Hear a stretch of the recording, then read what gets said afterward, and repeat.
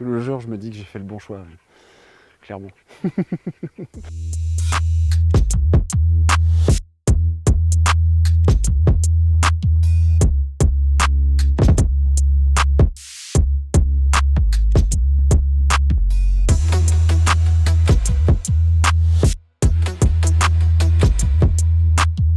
Moi, je suis en fait parisien pur sucre, donc j'ai aucun lien avec la viticulture ou la terre, parce que mes parents sont pas issus de famille d'agriculteurs. J'ai fait des études, un parcours classique, et puis j'ai travaillé pendant une quinzaine d'années dans le monde de l'informatique, du conseil, jusqu'au jour où j'ai eu envie de faire autre chose. J'étais plutôt un aficionado et bon, j'avais une bonne culture.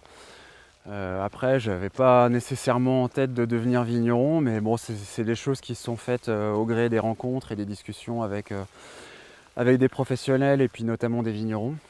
Et de fil en aiguille, je me retrouve ici.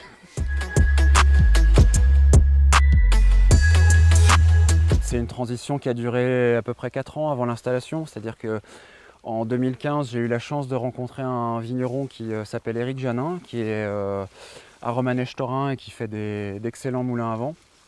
Donc on reste dans le Beaujolais? Voilà, on reste dans le Beaujolais. J'avais déjà une affection particulière pour le Gamay et puis pour les vins du Beaujolais. Puis à l'issue de cette discussion, je me suis retrouvé quelques semaines plus tard chez lui à visiter son domaine.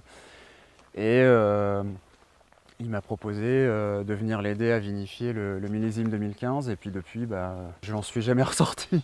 Voilà. Et voilà, je me suis formé pendant 4 ans. Tu as fait des stages? J'ai fait des stages chez des vignerons, donc notamment Eric pendant 4 millésimes. Je suis parti un peu en Australie aussi. J'ai fait deux campagnes de vinif chez un domaine en Australie, au sud de Melbourne, un peu en Loire aussi. Et puis en 2018, je me suis posé à Beaune pour faire ma viti. Et puis un peu prendre le temps de formaliser mon projet, rechercher des vignes, un cuvage, une maison, et puis dans la foulée, je me suis installé en 2019, début 2019 à Morgon.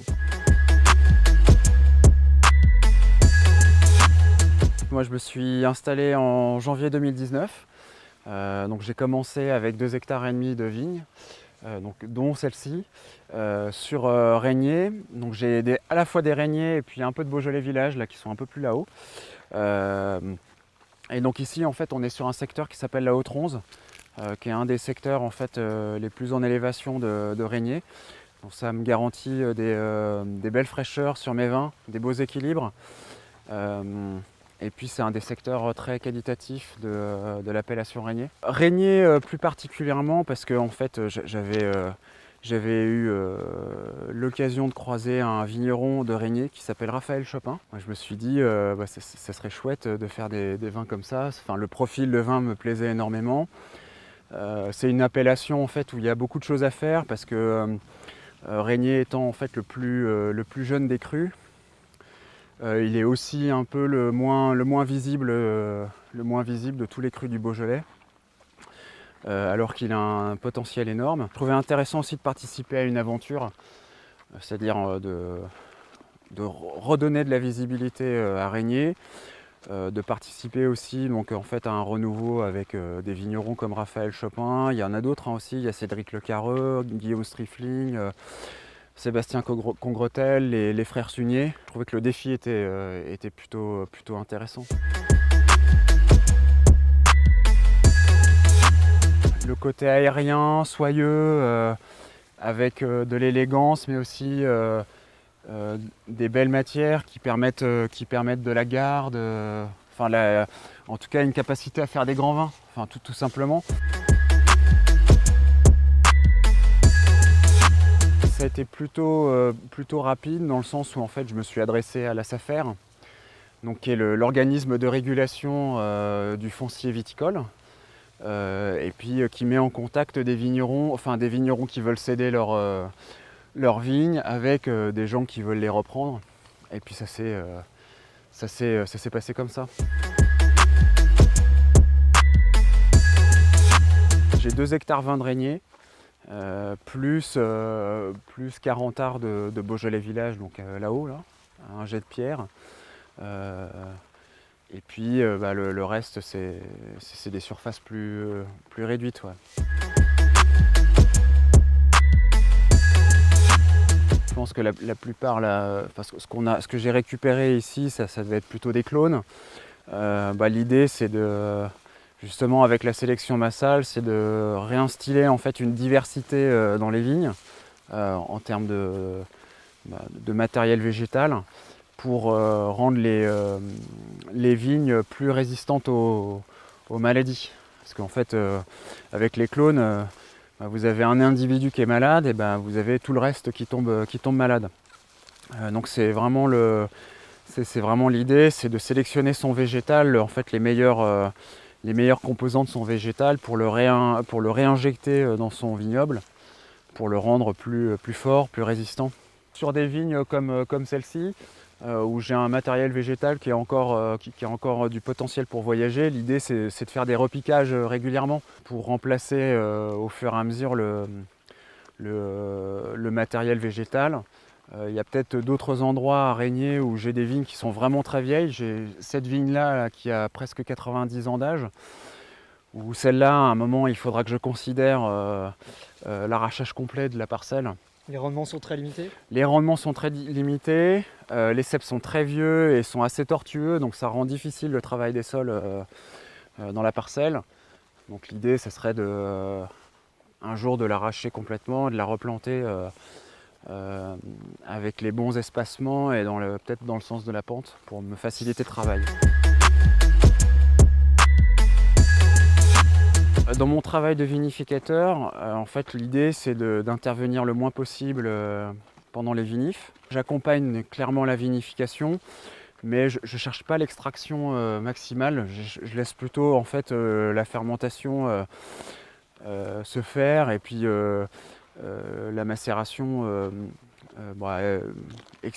exprimer en fait ce qu'il y a dans le travail des vignes. Éric Janin, voilà, ça c'est mon modèle. Il revient. Qui a une parfaite compréhension déjà de son terroir et puis qui sent bien les choses en vinif, quoi. Qui sait exactement quand est-ce qu'il faut intervenir, qui sait exactement quand est-ce qu'il faut décuver, que le vin est bon à décuver et à pressurer. Voilà, et puis voilà, garder de l'élégance, quoi. Faire des vins élégants, des vins souples, des vins frais. J'ai une parcelle déjà que j'isole, on la voit pas d'ici, mais elle est plus vers le bas. C'est un parcellaire d'1 hectare. En fait, la moitié de la parcelle, c'est des vignes de 50 ans et l'autre, c'est des vignes de 70 ans. J'avais fait un parcellaire de cette vigne en 2019, qui donnait un vin assez charmeur, assez souple, très digeste, mais en même temps sur la complexité. Et donc c'est tout à fait le type de profil que j'apprécie beaucoup. Et après, j'avais une deuxième cuvée que j'appelle Mosaïque, aussi, qui est un assemblage en fait de plusieurs parcellaires dans ce coin-là. Dans l'aire de Régnier. Hein.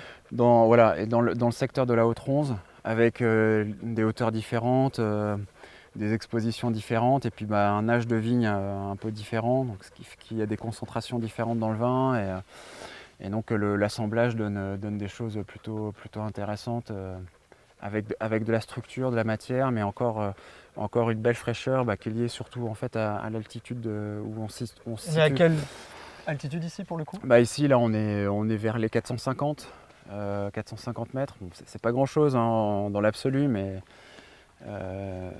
en termes de fraîcheur ça peut avoir